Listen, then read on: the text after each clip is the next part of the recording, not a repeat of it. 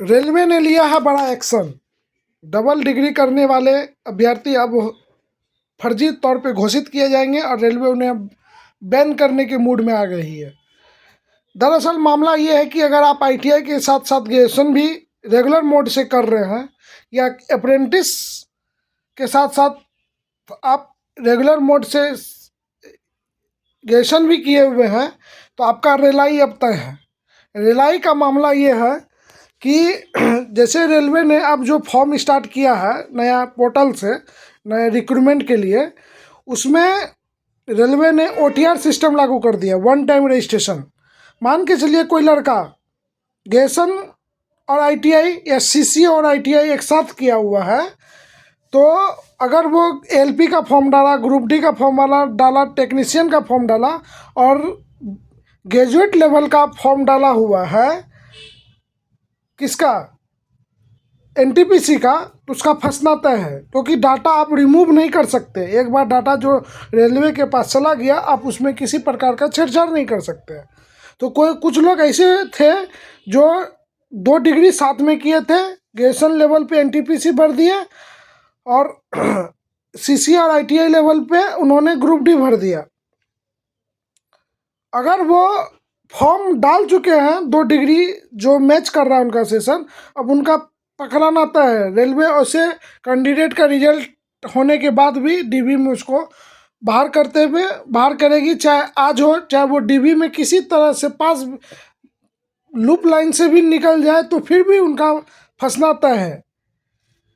और बात आ जाती है ओपन और रेगुलर का। ओपन बोर्ड जो होता है, 12th से ओपन बोर्ड होता है, वो एनआईएस वीवीएस या किसी स्टेट का ओपन बोर्ड जो 12th करवाती है, उसमें 2 सेशन चलता है, एक कैलेंडर सेशन, एक एकेडमिक सेशन। कैलेंडर सेशन दिसंबर सेशन होता है, एकेडमिक सेशन जून सेशन होता है। लेकिन उसमें डायरेक्ट एडमिशन के लिए आपको 6 महीना रेगुलर के तौर पे आना पड़ता है, क्योंकि उसमें प्रैक्टिकल एग्जाम होती है। ओपन कैटेगरी, ओपन जो होता है 12th का। तो कुछ लोग ये बोलते हैं कि मैं आईटीआई और 12th एक साथ किया हूँ ओपन बोर्ड से, तो मैं बताना चाहता हूँ उनकी भी रेलाई होगी। जो 12th ओपन बोर्ड से और आईटीआई या सीसीए एक साथ किए हैं उनकी भी रेलाई होगी, आप भी फंसेंगे। अब आ जाइए डिस्टेंस और रेगुलर बोर्ड।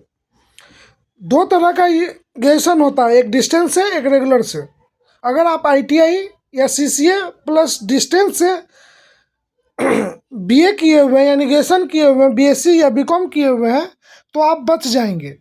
लेकिन अगर आप